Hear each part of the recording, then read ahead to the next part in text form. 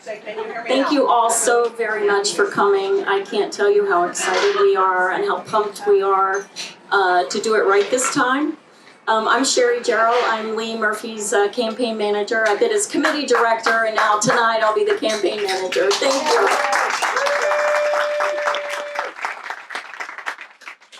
Already emotional.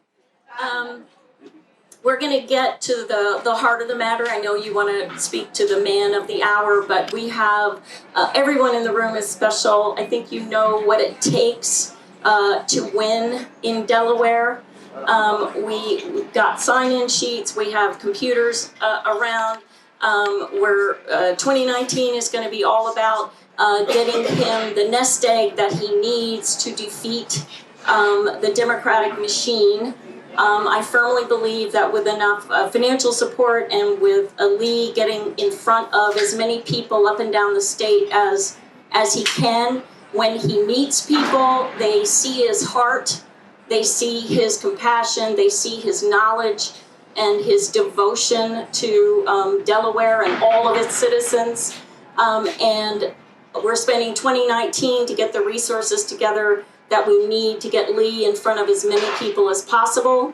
And then in 2020, that's when the real kickoff starts, when people will remember seeing him and meeting him. But so far the reception has been wonderful. When you meet and know Lee, you like Lee and you trust Lee. I've never met, usually this isn't a compliment to tell someone that they're ideally suited to run for Congress, and I know him well. I've never met anybody who was more destined to do this, and I mean that sincerely.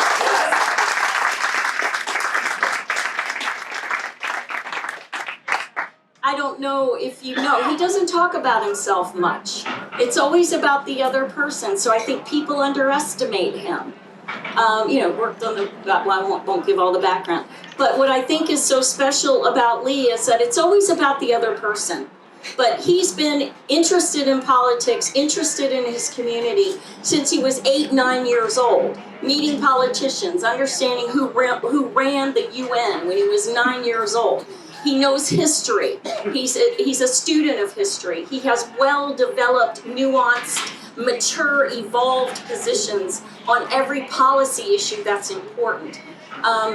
And another thing that's very special about Lee Murphy, I don't know how many people you know, I know maybe 5 in my life, and it's not an ex-husband, who can literally have a disagreement with someone and genuinely disagree with their position on something, and they still love him, they still want to have lunch with him, they still want to work with him, and it's genuine, and they understand that, they know that about Lee Murphy. What better trait to go to Washington and work with people across the aisle to represent the people of Delaware?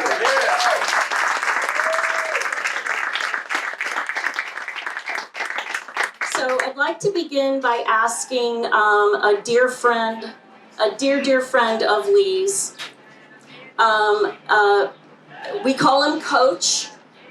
This person is instrumental in Lee's growth as a young man, not just in terms of his athletic skill, but in the skills it takes to be an honorable, a respectable young man with values, knowing the value of teamwork, of hard work, of sacrifice.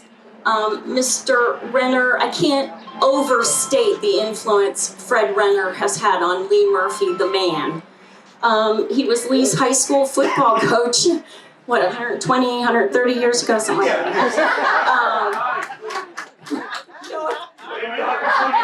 I was thinking Lee, not coach. At Pennsgrove High School in New Jersey. He has a teaching and coaching career that has spanned over, can I say it, 50 years? Yeah, so you started when you were 2? Yeah. A member of the South Jersey Sports Hall of Fame as a wrestling coach, and that's the understatement of the century. And Mr. Renner will speak, then we'll have one more person say a few words about Lee, and then we'll have the man of the hour come up. So please, a warm welcome for Coach Fred Renner. Yes, I did start when I was 22 and I stopped when I was 72, and that was 7 years ago.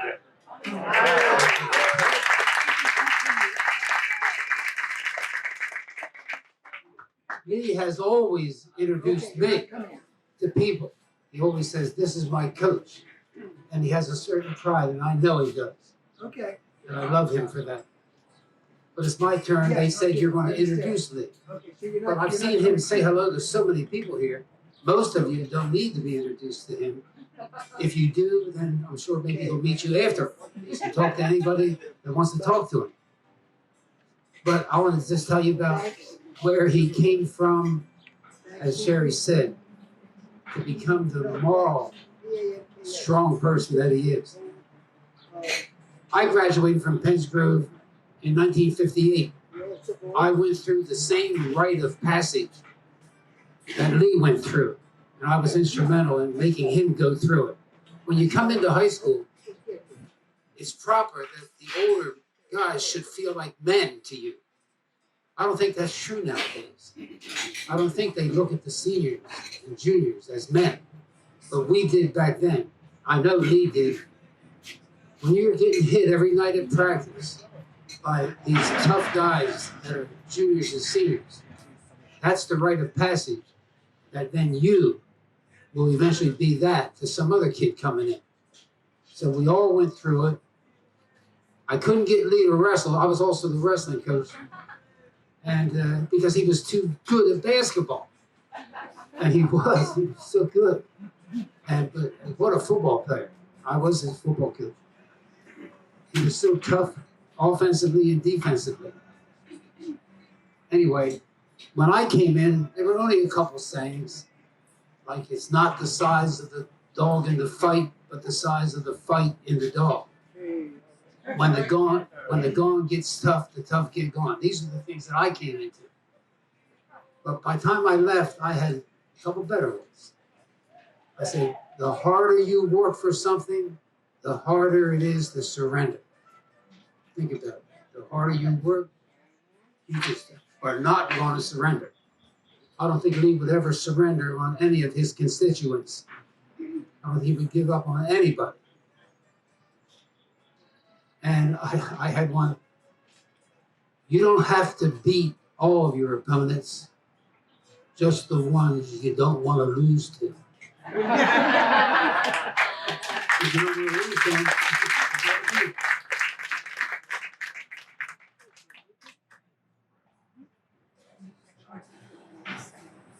you know, when you're doing all these things as a teacher and as a coach, you never once have the thought in your mind that somebody's going to thank you for something.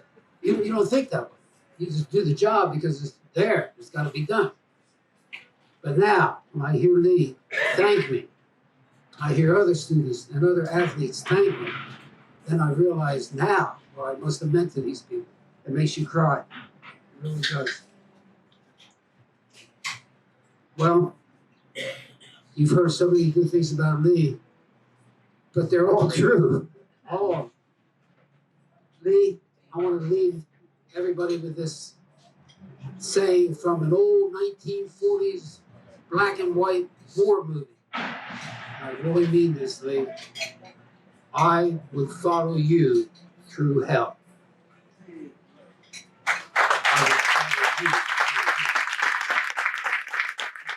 So it is my distinct pleasure to introduce the man of the hour, our next U.S. Congressperson from Delaware, Lee Murphy.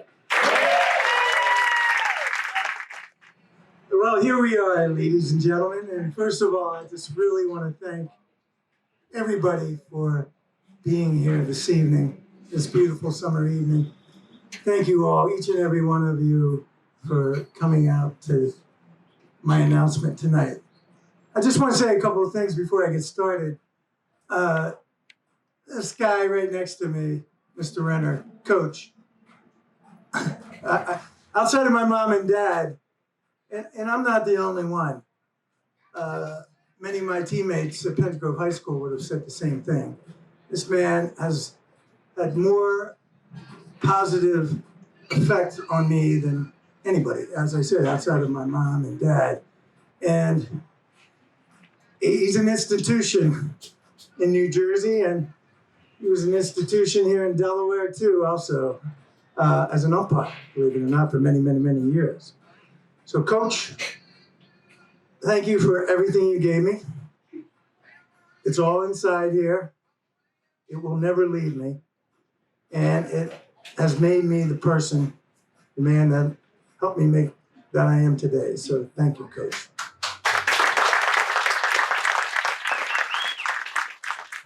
Now, I want to say a word about my friend Bob Rakowski. It was a very difficult time in my life. In 1993, my daughter Kelly, who was an outstanding track and cross-country athlete at St. Elizabeth's High School, she was amazing. And I got to know Bob. Bob called me up one day and said, "Your daughter is unbelievable. I can't believe the way she runs and perform and everything else." So, I came out to a meet and I met Bob and I watched my daughter Kelly run. She ran like a deer.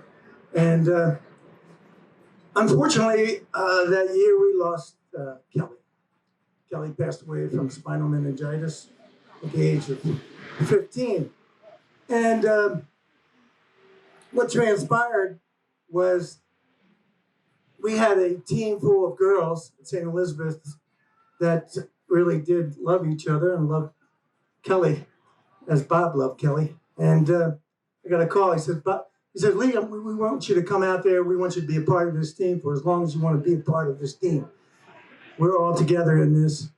And the girls want you to come out. I want you to come out." So for 5 years, wow, we mourned the loss of my daughter. Bob and the girls in that team basically really helped me up and got me through a very, very, very, very difficult time that in my life, a very, very sad time. So, Bob, thank you. And sometimes athletics, the important part about athletics is that it transcends just sports, and it really affects and can have such positive and wonderful effects on one's life. And so thank you so much, Bob. Before we go any further here, I'd like to get a little bit of business out of the way. I am here tonight to announce my candidacy for the United States Congress to represent Delaware in Washington, D.C.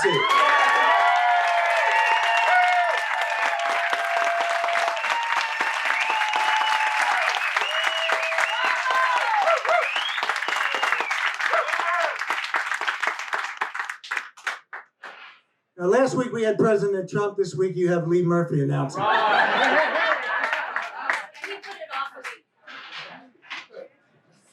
But really, what I'd like to talk about here, just a little bit about my background. Coach touched on it. We're close to the train station here, the main line between New York and Washington, D.C. I worked on the railroad for 35 years. And I can remember my first day on the railroad. I was a track laborer. I was a teacher before that. And my first day on the railroad, I was making double what I was making as a teacher. And so I trotted out from Wilmington train station right out here on the main line with a bunch of guys. I had an orange helmet on, I had a 50-pound sledgehammer, and we drove in spikes on those rails right out there for an 8-hour day, 7 o'clock to 3 o'clock in the afternoon.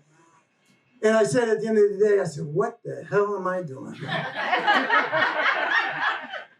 If I was making more money, I have, 2 little ones at home and mouths to feed. So trains have been a big part of my life. My grandfather worked on the railroad for 51 years. I started my career as a laborer right out there on the track. And that lasted about a year. And then I rode the train and I saw the conductors on the train. And the conductors, I said, "Boy, that's a great job. It's 90 degrees outside and these guys have short sleeves and take tickets on the train." I said, "I want that job." So I got that job. I moved up. And then I saw the people that ran the trains, the train engineers. And that's the number one job on the railroad. And I said, I want that job. So I applied, I went to school, I got that job. I had the opportunity to run these trains between New York and Washington, up to 135 miles an hour. It was always fun for me. From there was an opportunity to teach engineers how to run those trains. And I did that for a few years. After that, I had an opportunity to go into management, and I went into management with Amtrak for a number of years. I finished my career on the railroad as a conductor, and 35 years on the railroad, it was enjoyable every day of my life. A lot of long hours, but it was a job I enjoyed. It was a job I was able to support my family, and it took care of their needs and put 3 kids through college. So the railroad, big part of my life, and I still ride the train to this day. I have a lifetime pass, so I continue to ride the train to New York City, which takes me into my next career. My next career, which since I've retired, I've pursued a career as an actor. I've been successful. My career's taken me almost around the world doing different jobs, commercial shoots, print shoots. I've appeared in TV, film, and I continue to this day to pursue that career. So the train takes me back and forth to New York, and it's still a big part of my life. Now, I want to get back to Congress. Our economy at this particular point in our history is really on fire. Okay, our GDP is at its highest level. Unemployment is at its lowest level ever among all ethnic backgrounds. Unemployment, there are more jobs right now. There are more job openings than there are people to fill these jobs. We need this prosperity. This prosperity, unfortunately, is not in Delaware. This prosperity is not here at home. Here at home at Delaware, we have a household median income that is down $12,000 a year since the year 2000. So if you were making $70,000 in the year 2000, your family median income is $58,000. Delaware is 49th in employment growth. 49th in employment growth. Delaware has the highest income tax rate in the country. One of the highest utility rates in the country. An education system where we spend per student much, much more than many other states. And what we get in return is very little. 50th in SAT scores is not acceptable. I would ask you right now, when my grandkids graduate from college, why would they stay in Delaware? Why wouldn't they go seek opportunities in other states? Why would a business come here to Delaware? Why would manufacturing come here to Delaware when they have to pay the highest power rates in the country? Where they have an uneducated workforce? Where they have the highest corporate income tax? Why would they come here? But when we have 3 elected federal officials, Lisa Blunt Rochester, Chris Coons, and Tom Carper, getting on that train and going to Washington every day, okay, doing nothing but obstructing the president, obstructing, doing everything to bring him down, is it any wonder our state is stagnated? Any wonder why it's not moving forward? I want to go to Washington.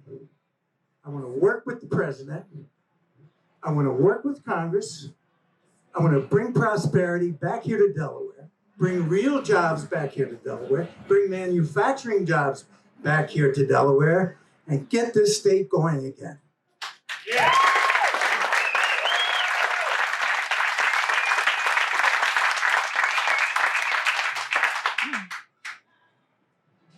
Ladies and gentlemen, we have a border crisis. Congress is doing nothing. We have an opioid and drug crisis killing our youth. 435 overdoses in Delaware alone last year. Democrats continue to attack the Second Amendment. They want to take our right to protect ourselves away. Democrats believe that socialism is the new norm in this country.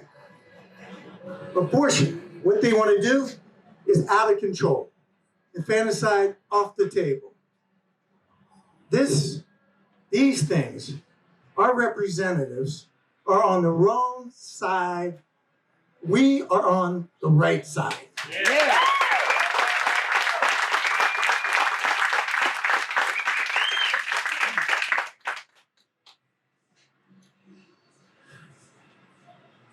Ladies and gentlemen, let's make no mistake. Let's make no mistake. We, all of us here tonight, we need to be heard. We need to be heard. I am your messenger. It's not about me. It's about us. It's about us. It's about all of us. I will go to Washington, yes, on that train, to deliver our message. I will go to Washington to work for you, our children, our grandchildren, and all Delawareans. I will go to Washington, D.C. to work with our president, yes, President Trump, to continue to make our country great.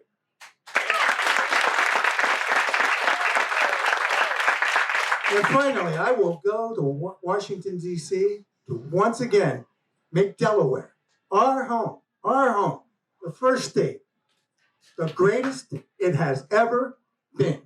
Thank you.